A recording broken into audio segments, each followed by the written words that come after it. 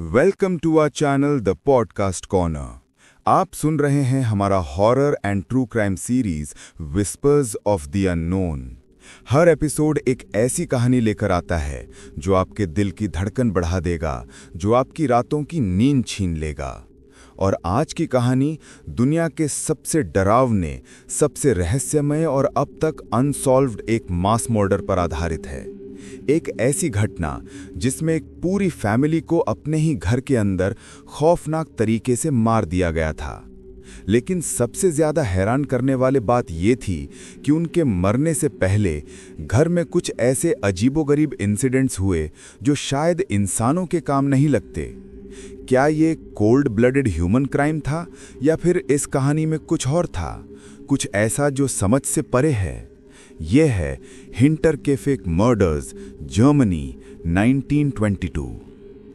Germany के एक छोटे से गांव के कोने में एक अलग सा फार्म हाउस था जिसे हिंटरकेफे कहा जाता था। ये घर बिल्कुल अकेला पड़ा था। आसपास घना जंगल, खेतों के बीच एक पुराना और थोड़ा अजीब लगने वाला मकान। घर में रहते थे आंड्रास ग्रूबर, उसकी पत्नी सेजिलिया, उनकी बेटी विक्टोरिया और विक्टोरिया के दो बच्चे, एक छोटी लड़की सेजिलिया और एक नन्हा बेटा जोसेफ। ऊपर से देखने में ये एक आम परिवार था जो खेतीबाड़ी करता था और अपनी जिंदगी शांति से गुजार रहा था। लेकिन सच इतना आम नहीं था। आंड्रास ग्रूबर काफी कठोर और क्रोधी इंसान माना जाता था। विक्टोरिया एक जवान औरत थी जिसके बारे में गांव में अलग अलग अफवाहें चलती थीं। उसकी शादी हो चुकी थी लेकिन उसका पति वर्ल्ड वॉर 1 में मर गया था। जोसेफ के बारे में लोग कहते थे कि वो या तो विक्टोरिया और आंड्रास का बेटा है या फिर किसी और आदमी का। ये कंफ्यूजन ही उस घर की बदनाम कहानियों का एक हिस्सा था।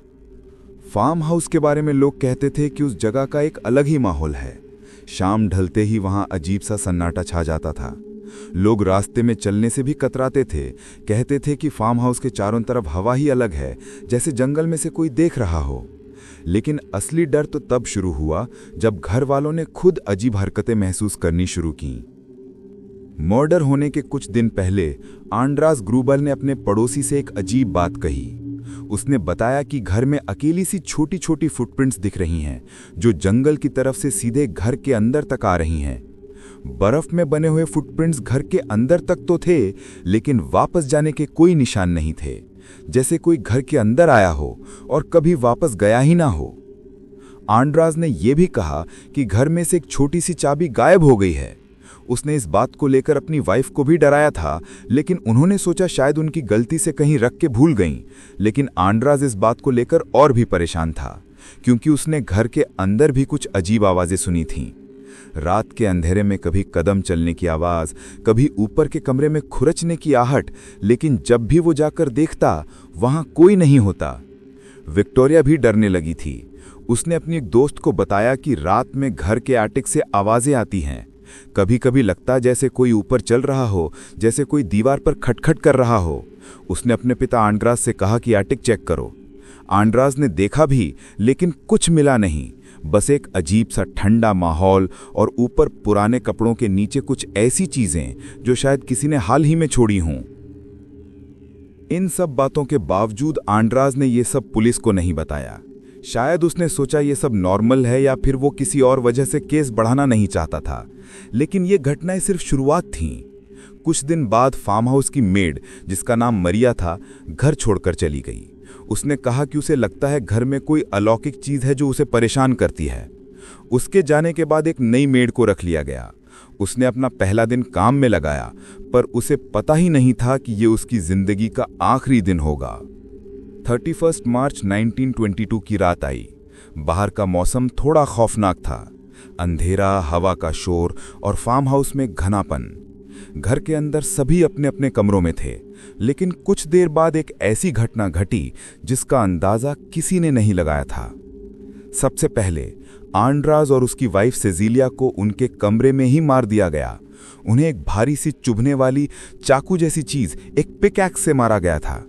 मारने वाला शायद उनके कमरे में चुपके से घुसा और बिना किसी आवाज के उन्हें खत्म कर दिया। फिर उसने विक्टोरिया को मारा। उसका गला दबाकर उसे गिराया गया और फिर पिकैक्स से उसका सिर कुचल दिया। विक्टोरिया की छोटी बेटी जो सिर्फ 7 साल की थी, उसने सब कुछ देखा था। उसने चीखने की कोशिश की होगी, भागने की कोशिश की होगी, लेकिन उसके बालों में खींचने के निशान थे, जैसे वो अपनी मां को बचाने की कोशिश कर रही हो, लेकिन उसे भी मारा गया था। ये तीनों लाशें घर के अंदर एक ही कमरे में खींच कर रख दी गईं, ऊपर पुराने कपड़े डालकर ढक दिया गया। फिर मारने वाला नीचे गया और मेड मरिया और छोटे जोसेफ को भी खत्म कर दिया। मरिया बस उस रात को काम पर आई थी और जोसेफ अभी नन्हा सा बच्चा था, लेकिन उस कातिल ने उन्हें भी नहीं छोड़ा। सबसे हैरान करने वाली बात यह थी कि सब कुछ होने के बाद भी घर से कोई भागा नहीं। मर्डरर ने बॉडीज को ढक दिया, घर में आराम से घूमा और अगले कुछ दिन तक फार्म हाउस में रहता भी रहा। पड़ोसी लोगों ने देखा कि घर से धुआं निकल रहा था, मतलब चिमनी जल रही थी।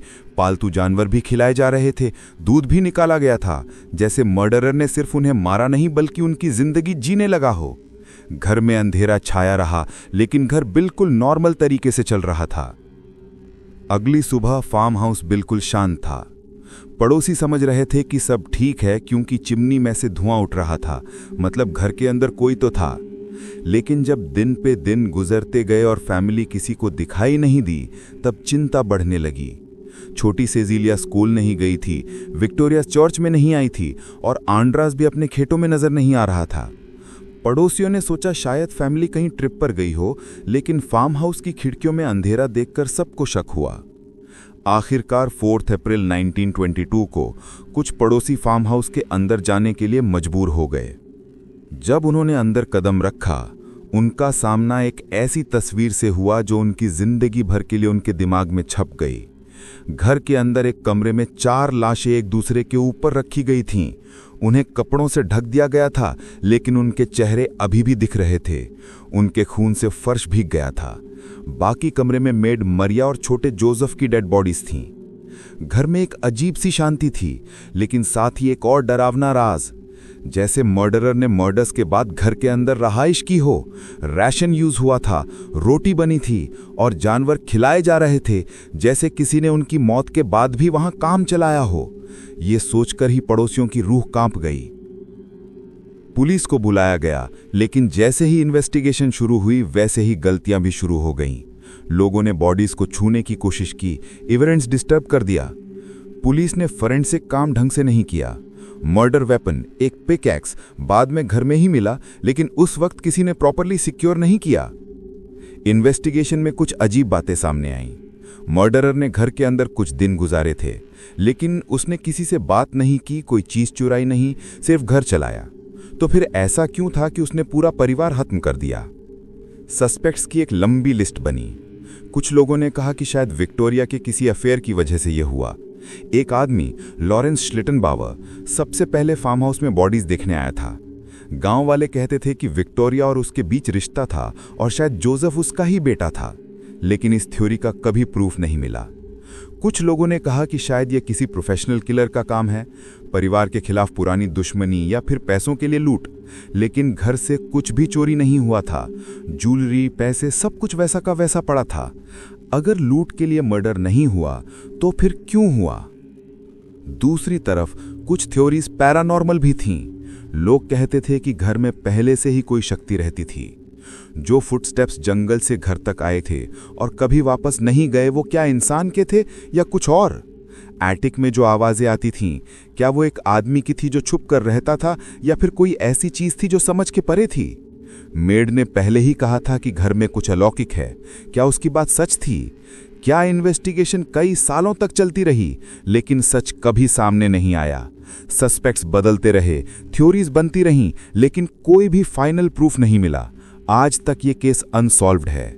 हिंटर के फेक फार्म हाउस में जो हुआ, उसका असली राज शायद कभी समझ नहीं आएगा।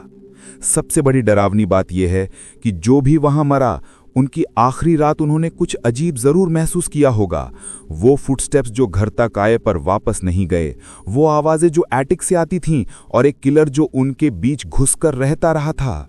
शायद उन्हें कुछ दिन पहले ही पता चल गया होगा कि मौत उनकी तरफ बढ़ रही है, लेकिन वो कुछ कर नहीं पाए।